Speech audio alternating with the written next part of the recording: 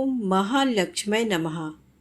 आप सभी का हमारे YouTube चैनल पर हार्दिक स्वागत है। आज शुक्रवार का दिन है। शुक्रवार का दिन माता महालक्ष्मी को समर्पित होता है। तो आज हम आपको सुनाएंगे माता महालक्ष्मी की पौराणिक कथा, संतोषी माता की कथा। साथ में सुनेंगे वैभव लक्ष्मी माता की पौराणिक कथा। इन कथाओं को श्रद्धा भक्ति से सुनने मात्र से माता लक्ष्मी की असीम कृपा होती है। साथ ही घर में धन समृद्धि सदैव ही बनी रहती है। इन कथाओं को पूरा अवश्य सुनिएगा। यदि आपको ये कथाएं अच्छी लगें तो कृपया चैनल को लाइक सब्सक्राइब अवश्य करें। तो प्रेम से बोलें, माता महालक्ष्मी की जय हो। सौराष्ट्र में उस समय भद्रश्रवा नाम के राजा थे। वे बड़े पराक्रमी राजा थे। 4 वेद, 6 शास्त्र, 18 पुराणों का उन्हें ज्ञान था। उनकी रानी का नाम सूरत चंद्रिका था। रानी दिखने में सुंदर और सुलक्षणा थी तथा पतिव्रता थी। उन दोनों को 7 पुत्र तथा उसके बाद एक कन्या का वरदान मिला था। कन्या का नाम श्याम बाला था। एक बार महालक्ष्मी जी के मन में आया कि जाकर उस राजा के राजप्रसाद में रहें। इससे राजा को दुगनी धन दौलत की प्राप्ति होगी और वह इस धन दौलत से अपनी प्रजा को और सुख दे पाएगा। गरीब के घर अगर रहे और उसे धन दौलत प्राप्त हो तो वह स्वार्थी की तरह केवल अपने ऊपर ही खर्च करेगा। ये सोचकर श्री महालक्ष्मी जी ने बूढ़ी ब्राह्मण स्त्री का रूप धारण किया। हाथ में लाठी लिए लाठी के सहारे रानी के द्वार तक पहुंची। यद्यपि उन्होंने बूढ़ी औरत का रूप धारण किया था, पर उनके चेहरे पर एक देवी का तेज था। उन्हें देखते ही एक दासी सामने आई। उसने इनका नाम, धाम, काम, धर्म पूछ डाला। वृद्ध ब्राह्मण का रूप धारित माता लक्ष्मी ने कहा, बालिके, मेरा नाम कमला है। मेरे पति का नाम भुवनेश है। हम द्वारिका में रहते हैं। तुम्हारी रानी पिछले जन्म में एक वैश्य की पत्नी थी। वह वैश्य गरीब था। दारिद्र्य के कारण हर रोज घर में झगड़े होते थे तथा उसका पति रोज उसे मारता था। इन बातों से तंग आकर वह घर छोड़कर चली गई तथा वन जंगल में खाली पेट भटकने लगी। उसकी इस दुर्दशा पर मुझे दया आई। तब मैंने उसे सुख संपत्ति देने वाली श्री महालक्ष्मी की कथा सुनाई।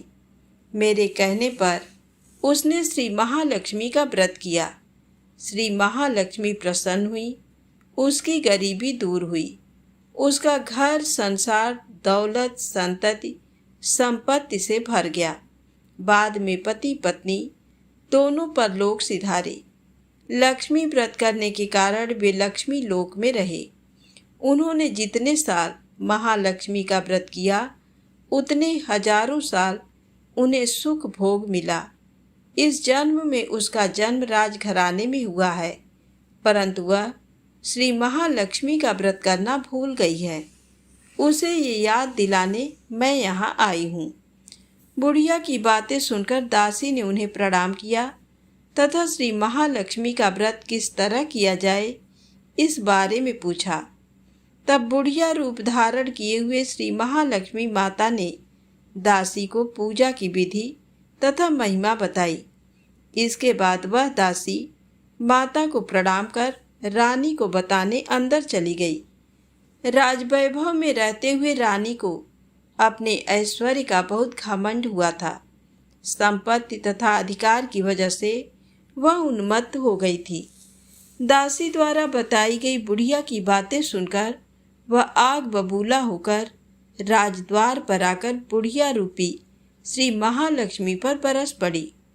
उसे ये मालूम नहीं था कि श्री महालक्ष्मी माता बुढ़िया का रूप धारण किए द्वार तक आई हैं, परंतु रानी का इस कदर रूखा बर्ताव तथा अपना अनादर देकर माता ने वहाँ ठहरना ठीक न समझा। वे वहाँ से चल पड़ी। राह में उन्हें राजकुमारी श्यामबाला मिली। उन्होंने श्यामबाला को सारी बात बताई। श्यामबाला ने अपनी और अपनी माँ के तरफ से श्री महालक्ष्मी माता से क्षमा मांगी। माता को उस पर दया आई। उन्होंने श्यामबाला को श्री महालक्ष्मी व्रत के बारे में बताया। श्यामबाला ने परम श्रद्धा से श्री महालक्ष्मी का व्रत रखा। फलस्वरूप राजा सिद्धेश्वर के सुपुत्र मालाधर से उसका विवाह हुआ। वह धन दौलत ऐश्वर्य वैभव से माला माल हो गई। पति के साथ ससुराल में आनंद से दिन बिताने लगी। इधर श्री महालक्ष्मी का रानी पर प्रकोप हुआ। फलस्वरूप राजा भद्रश्रवा का राज्य एवं राज्य कारोबार नष्ट हो गया। यहाँ तक कि खाने के लाले पड़ गए। ऐसी हालात में एक दिन रानी ने राजा से निवेदन किया, हमारा दामाद इतना बड़ा राजा है, धनवान है, ऐश्वर्यशाली है, क्यों न उसके पास जाएं, अपना हाल उसे बताएं, वह जरूर हमारी मदद करेगा। इस बात पर राजा भद्रश्रवा दामाद के पास रवाना हुए। राज्य में पहुंचकर एक तालाब के किनारे थोड़ी देर विश्राम लेने के लिए ठहरे। तालाब से पानी लेने आते जाते दासियों ने उन्हें देखा। उन्होंने विनम्रता से उनकी पूछताछ की। जब उन्हें ये मालूम हुआ कि वे रानी श्यामबाला के पिता हैं, तो दौड़ते हुए जाकर उन्होंने रानी को सारी बात बताई। रानी ने दासी के हाथ राज परिधान भेजकर बड़े ठाट से उनका स्वागत तथा आदर सत्कार किया, खान पान करवाया। जब वे लौटने लगे तो सोने की मोहरों से भरा घड़ा दिया। राजा भद्रश्रवा जब वापस लौटे तो उन्हें देखकर रानी सूरत चंद्रिका खुश हुई। उन्होंने सोने की मोहरों से भरे घड़े का मुंह खोला, पर हाय भगवान, घड़े में धन के बदले कोयले मिले। यह सब श्री महालक्ष्मी के प्रकोप से हुआ। इस प्रकार दुर्दशा में और कई दिन बीत गए। इस बार रानी स्वयं अपनी कन्या के पास गई। श्यामबाला ने श्री महालक्ष्मी का व्रत किया, पूजा की, अपनी माता से भी व्रत करवाया। इसके बाद रानी अपने घर आई। श्री महालक्ष्मी का व्रत रखने पर उसे फिर से अपना राजपाट, धन दौलत, ऐश्वर्य प्राप्त हुआ। वह फिर से सुख शांति आनंदमय जीवन बिताने लगी। कुछ दिनों के बाद राजकन्या श्यामबाला अपने पिता के घर आई। उसे अपने घर देखकर सूरत चंद्रिका को पुरानी बातें याद आई। यही कि श्यामबाला ने अपने पिता को घड़ा भर कोयला दिया था और उसे तो कुछ भी नहीं दिया था।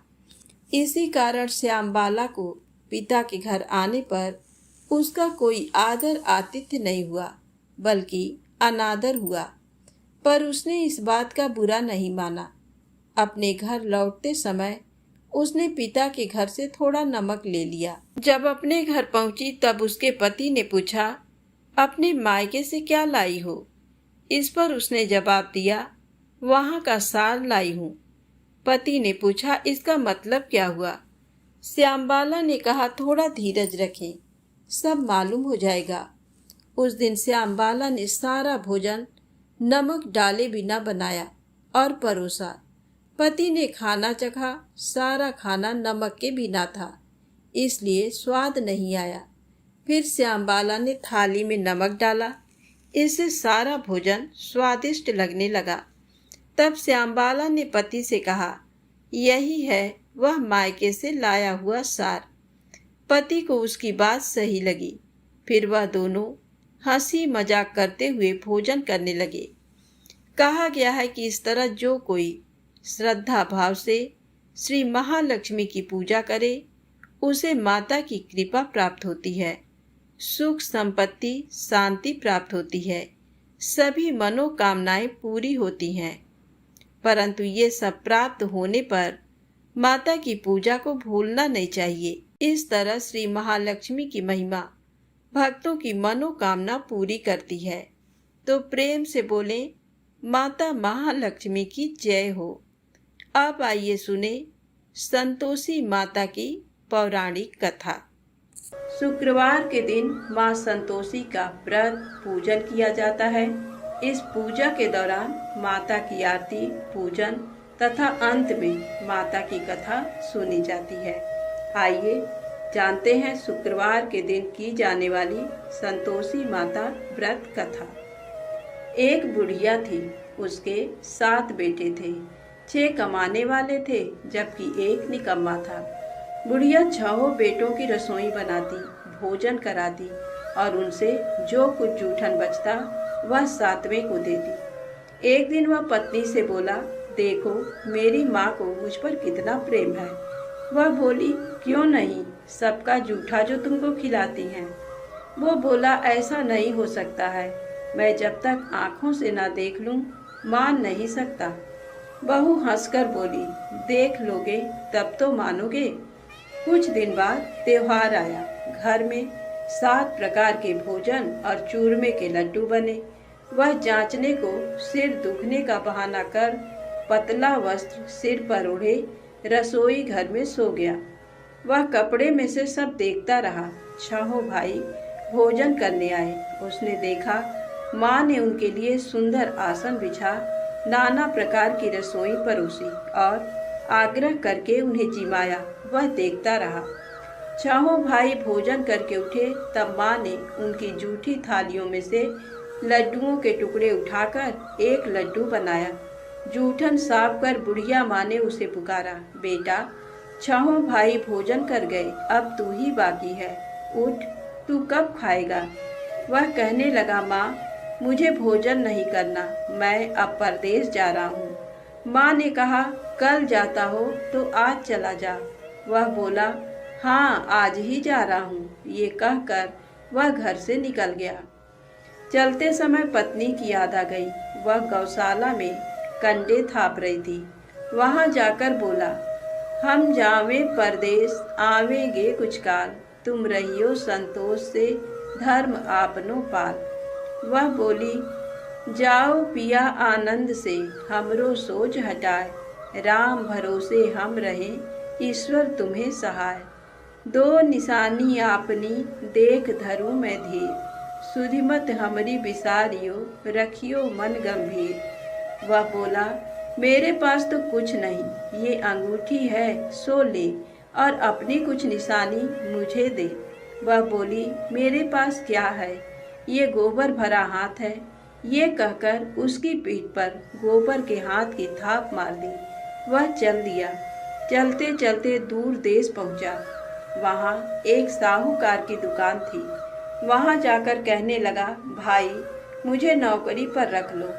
साहूकार को जरूरत थी, बोला रह जा। लड़के ने पूछा, तनख्वाह क्या दोगे। साहूकार ने कहा, काम देखकर दाम मिलेंगे। साहूकार की नौकरी मिली। वह सुबह 7 बजे से 10 बजे तक नौकरी बजाने लगा। कुछ दिनों में दुकान का सारा लेन देन, हिसाब किताब, ग्राहकों को माल बेचना, सारा काम करने लगा। साहूकार के 7-8 नौकर थे। वे सब चक्कर खाने लगे। ये तो बहुत होशियार बन गया। सेठ ने भी काम देखा और 3 महीने में ही उसे आधे मुनाफे का हिस्सेदार बना दिया। वह कुछ वर्ष में ही नामी सेठ बन गया और मालिक सारा कारोबार उस पर छोड़कर चला गया। इधर उसकी पत्नी को सास ससुर दुख देने लगे। सारी गृहस्थी का काम करा के उसे लकड़ी लेने जंगल में भेजते। इस बीच घर के आटे से जो भूसी निकलती उसकी रोटी बनाकर रख दी जाती और फूटे नारियल की नरेली में पानी। एक दिन वह लकड़ी लेने जा रही थी। रास्ते में बहुत सी स्त्रियां संतोषी माता का व्रत करती दिखाई दी। वह वहां खड़ी होकर कथा सुनने लगी और पूछा, बहनों तुम किस देवता का व्रत करती हो और उसके करने से क्या फल मिलता है।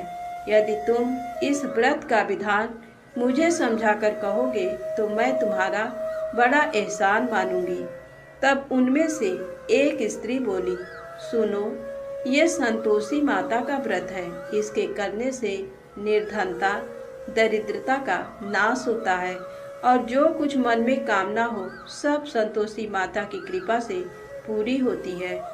तब उसने उससे व्रत की विधि पूछी। वह भक्तिनी स्त्री बोली, 1.25 आने का गुड़ चना लेना, इच्छा हो तो 5.25 आने का लेना या 1.25 रुपए का भी सहूलियत के अनुसार लाना। बिना परेशानी और श्रद्धा व प्रेम से जितना भी बन पड़े सवाया लेना। प्रत्येक शुक्रवार को निराहार रहकर कथा को सुनना। इसके बीच क्रम टूटे नहीं, लगातार नियम पालन करना। सुनने वाला कोई ना मिले तो घी का दीपक जला उसके आगे या जल के पात्र को सामने रखकर कथा कहना। जब तक कार्य सिद्ध ना हो नियम का पालन करना और कार्य सिद्ध हो जाने पर व्रत का उद्यापन करना। 3 मास में माता फल पूरा करती हैं। यदि किसी के ग्रह खोटे भी हों तो भी माता वर्ष भर में कार्य सिद्ध करती हैं। फल सिद्ध होने पर उद्यापन करना चाहिए, बीच में नहीं। उद्यापन में 2.5 सेर आटे का खाजा तथा इसी परिमाण से खीर तथा चने का साग करना। 8 लड़कों को भोजन कराना। जहाँ तक मिले देवर, जेठ, भाई बंधु के हों, ना मिले तो रिश्तेदारों और पास पड़ोसियों को बुलाना। उन्हें भोजन करा यथाशक्ति दक्षिणा दे माता का नियम पूरा करना। उस दिन घर में खटाई न खाना। ये सुन बुढ़िया के लड़के की बहू चल दी। रास्ते में लकड़ी के बोझ को बेच दिया और उन पैसों से गुड़ चना ले माता के व्रत की तैयारी कर आगे चली और सामने मंदिर देखकर पूछने लगी, ये मंदिर किसका है? सब कहने लगे संतोषी माता का मंदिर है। ये सुनकर माता के मंदिर में जाकर चरणों में लौटने लगी। दीन हो विनती करने लगी, माँ मैं निपट अज्ञानी हूँ, व्रत के कुछ भी नियम नहीं जानती, मैं दुखी हूँ। हे माता जगत जननी मेरा दुख दूर कर, मैं तेरी शरण में हूँ। माता को दया आई। एक शुक्रवार बीता कि दूसरे को उसके पति का पत्र आया और तीसरे शुक्रवार को उसका भेजा हुआ पैसा आ पहुँचा। ये देख जेठ जिठानी मुंह सिकोड़ने लगे, लड़के ताने देने लगे। काकी के पास पत्र आने लगे, रुपया आने लगा। अब तो काकी की खातिर पड़ेगी। बेचारी सरलता से कहती, भैया कागज आवे रुपया आवे हम सबके लिए अच्छा है। ऐसा कहकर आंखों में आंसू भरकर संतोषी माता के मंदिर में आ मातेश्वरी के चरणों में गिरकर रोने लगी। माँ मैंने तुमसे पैसा कब मांगा है? मुझे पैसे से क्या काम है? मुझे तो अपने सुहाग से काम है। मैं तो अपने स्वामी के दर्शन मांगती हूँ। तब माता ने प्रसन्न होकर कहा, जा बेटी तेरा स्वामी आएगा। ये सुनकर खुशी से बावली होकर घर में जा काम करने लगी। अब संतोषी माँ विचार करने लगी, इस भोली पुत्री को मैंने कह तो दिया कि तेरा पति आएगा, लेकिन कैसे? वह तो इसे स्वप्न में भी याद नहीं करता। उसे याद दिलाने को मुझे ही जाना पड़ेगा। इस तरह माताजी उस बुढ़िया के बेटे के पास जा स्वप्न में प्रकट हो कहने लगी, साहूकार के बेटे सो रहा है या जागता है? वह कहने लगा, माता सोता भी नहीं जागता भी नहीं, कहो क्या आज्ञा है? माँ कहने लगी, तेरे घर बार कुछ है कि नहीं? वह बोला, मेरे पास सब कुछ है, माँ बाप है, बहू है, क्या कमी है? माँ बोली, भोले पुत्र तेरी बहू घोर कष्ट उठा रही है, तेरे माँ बाप उसे परेशानी दे रहे हैं, वह तेरे लिए तरस रही है, तू उसकी सुध ले। वह बोला, हाँ माताजी ये तो मालूम है, परंतु जाऊं तो कैसे? परदेश की बात है, लेन देन का कोई हिसाब नहीं, कोई जाने का रास्ता नहीं आता, कैसे चला जाऊं? माँ कहने लगी, मेरी बात मान, सवेरे नहा धोकर संतोषी माता का नाम ले, घी का दीपक जला, दंडवत कर दुकान पर जा बैठ। देखते देखते सारा लेन देन चुक जाएगा, जमा का माल बिक जाएगा, सांझ होते होते धन का भारी ढेर लग जाएगा। अब बूढ़े की बात मानकर वह नहा धोकर संतोषी माता को दंडवत घी का दीपक जला दुकान पर जा बैठा। थोड़ी देर में देने वाले रुपया लाने लगे, लेने वाले हिसाब लेने लगे। कोठे में भरे सामान के खरीदार नकद दाम दे सौदा करने लगे। शाम तक धन का भारी ढेर लग गया। मन में माता का नाम ले चमत्कार देख प्रसन्न हो घर ले जाने के वास्ते गहना कपड़ा सामान खरीदने लगा। यहाँ काम से निकट तुरंत घर को रवाना हुआ। उधर उसकी पत्नी जंगल में लकड़ी लेने जाती है। लौटते वक्त माता जी के मंदिर में विश्राम करती है। वह तो उसके प्रतिदिन रुकने का स्थान जो ठहरा। धूल उड़ती देख वह माता से पूछती है, हे माता, ये धूल कैसे उड़ रही है? माता कहती है, हे पुत्री, तेरा पति आ रहा है। अब तू ऐसा कर, लकड़ियों के 3 बोझ बना ले। एक नदी के किनारे रख और दूसरा मेरे मंदिर पर और तीसरा अपने सिर पर। तेरे पति को लकड़ियों का गट्ठर देख मोह पैदा होगा। वह यहाँ रुकेगा, नाश्ता पानी खाकर माँ से मिलने जाएगा। तब तुम लकड़ियों का बोझ उठाकर जाना और चौक में गट्ठर डालकर जोर से आवाज लगाना, लो सासू जी, लकड़ियों का गट्ठर लो, भूसी की रोटी दो, नारियल के खोपड़े में पानी दो, आज मेहमान कौन आया है। माता जी से बहुत अच्छा कहकर वह प्रसन्न मन से लकड़ियों के 3 गट्ठर बनाई। एक नदी के किनारे पर और एक माता जी के मंदिर पर रखा। इतने में मुसाफिर आ पहुंचा। सूखी लकड़ी देख उसकी इच्छा उत्पन्न हुई कि हम यहीं पर विश्राम करें और भोजन बनाकर खा पीकर गांव जाएं। इसी तरह रुककर भोजन बना, विश्राम करके गांव को गया। सबसे प्रेम से मिला। उसी समय सिर पर लकड़ी का गट्ठर लिए वह उतावली सी आती है। लकड़ियों का भारी बोझ आंगन में डालकर जोर से 3 आवाज देती है, लो सासू जी, लकड़ियों का गट्ठर लो, भूसी की रोटी दो, आज मेहमान कौन आया है।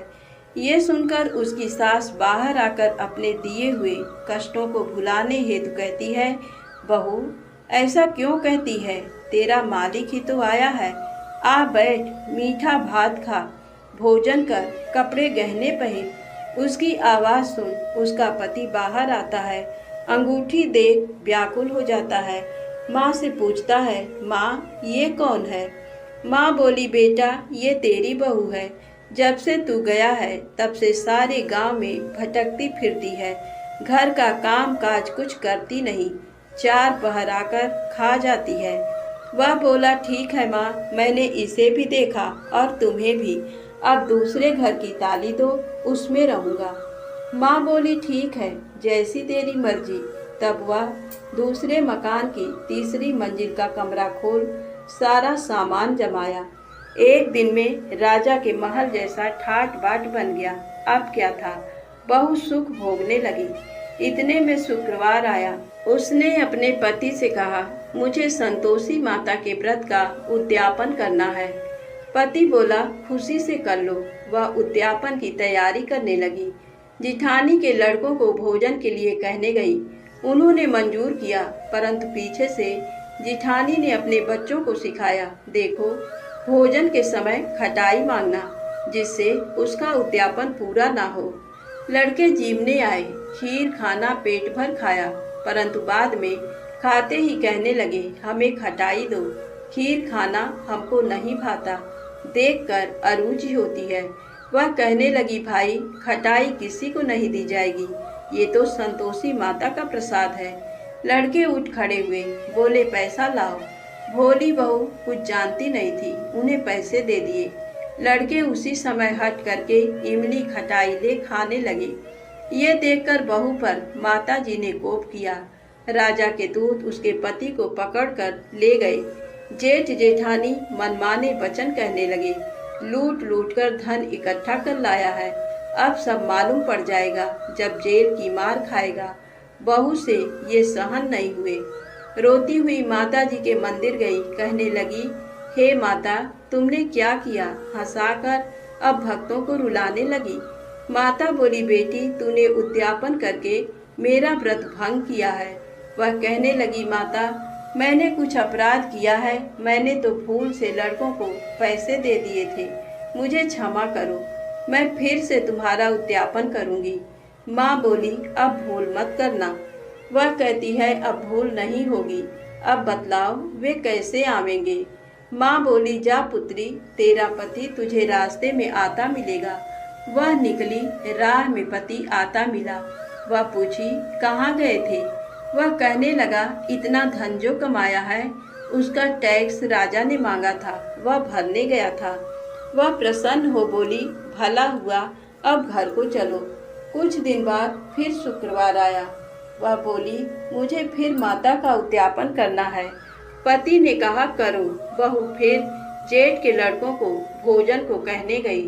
जेठानी ने एक दो बातें सुनाई और सब लड़कों को सिखाने लगी, तुम सब लोग पहले ही खटाई मांगना।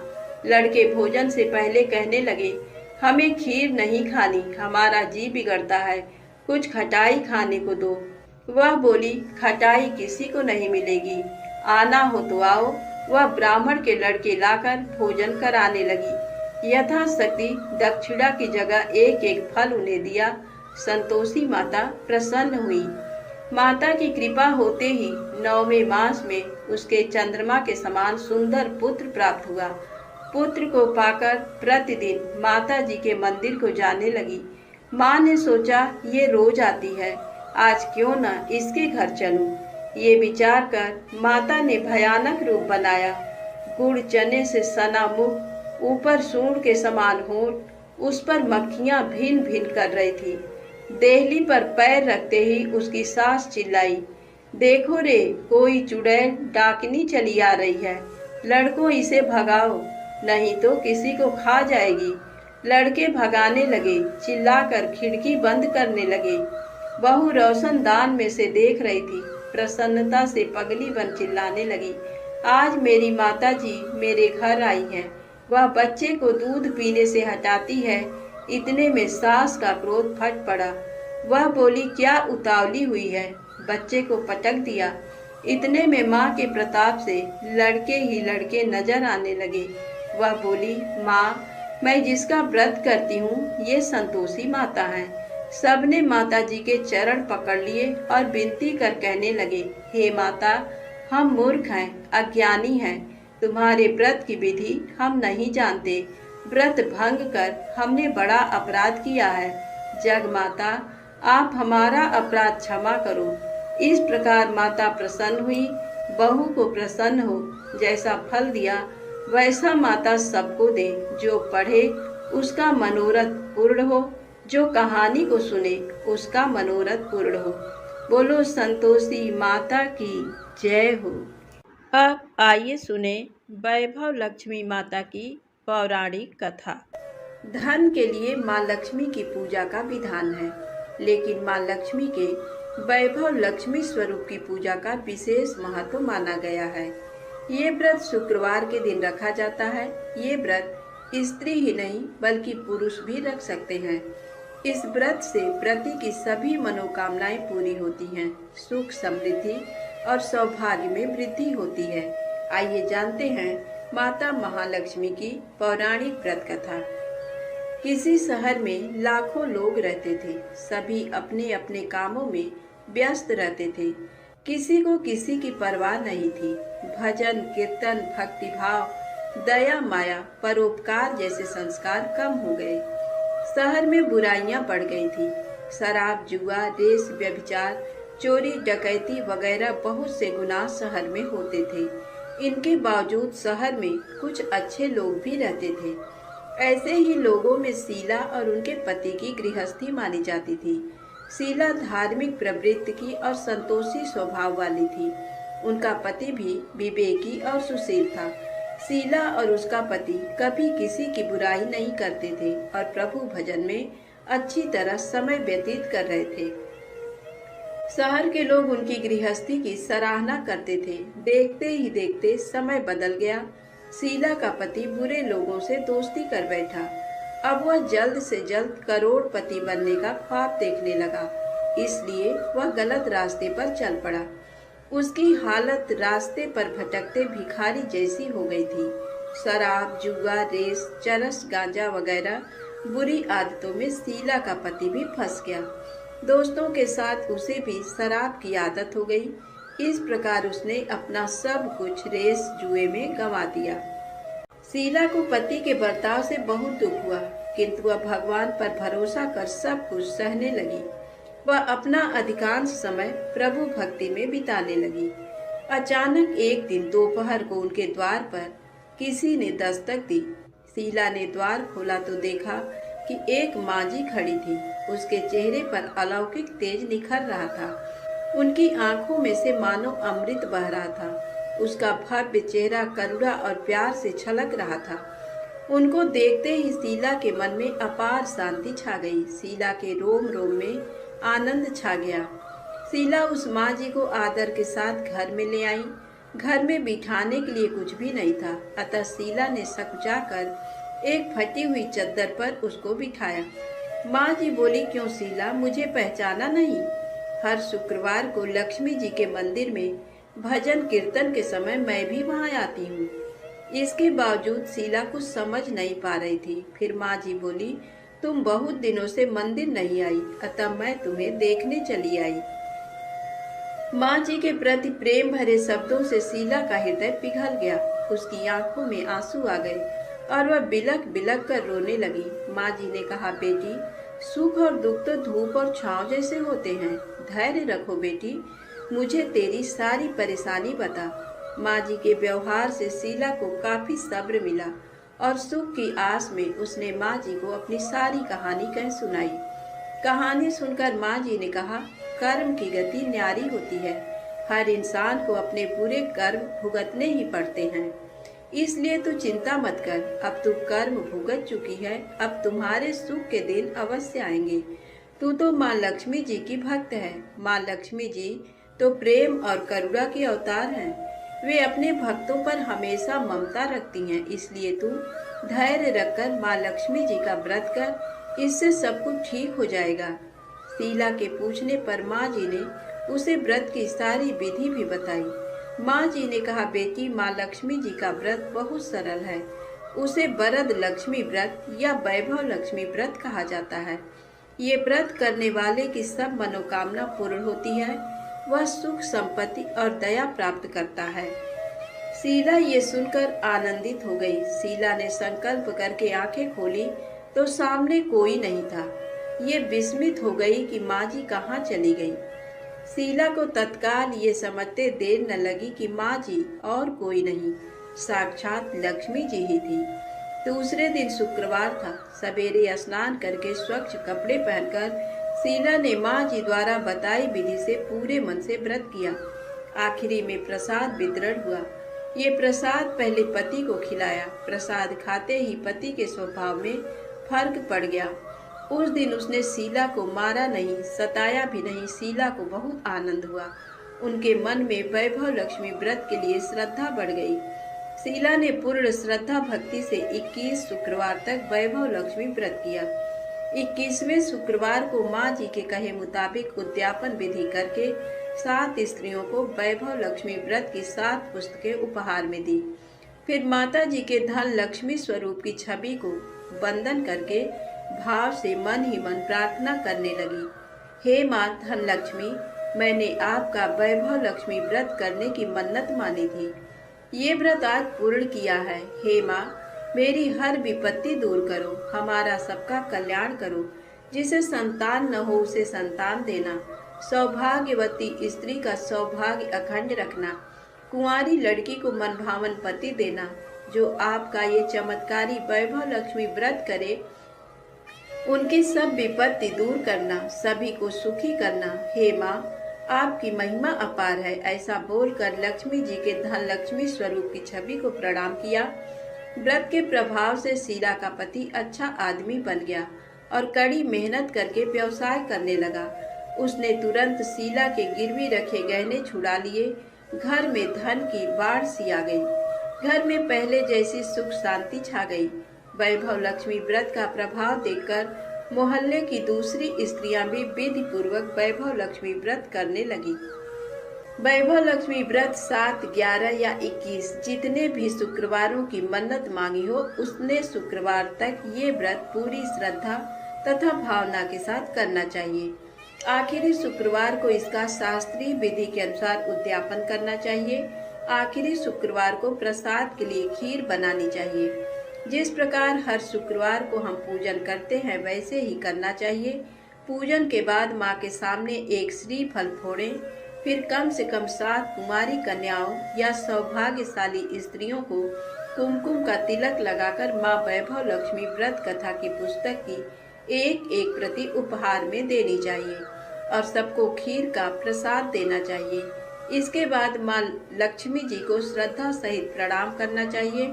फिर माता जी के धन लक्ष्मी स्वरूप की छवि को वंदन करके भाव से मन ही मन प्रार्थना करें। हे माँ धन लक्ष्मी, मैंने आपका वैभव लक्ष्मी व्रत करने की मन्नत मांगी थी। ये व्रत आज पूर्ण किया है। हे माँ, हमारी जो मनोकामना हो अपने मन में बोलें। मनोकामना पूर्ण करो, हमारी हर विपत्ति दूर करो, हमारा सबका कल्याण करो। जिसे संतान ना हो उसे संतान देना, सौभाग्यवती स्त्री का सौभाग्य अखंड रखना, कुंवारी लड़की को मनभावन पति देना और जो आपका ये चमत्कारी वैभव लक्ष्मी व्रत करे उनकी सब विपत्ति दूर करना, सभी को सुखी करना। हे माँ, आपकी महिमा अपार है, आपकी जय हो। ऐसा बोलकर लक्ष्मी जी के धन लक्ष्मी स्वरूप की छवि को प्रणाम करें। धन्यवाद। जय माता दी। वीडियो पसंद आए तो कृपया मेरे चैनल को लाइक सब्सक्राइब अवश्य करें।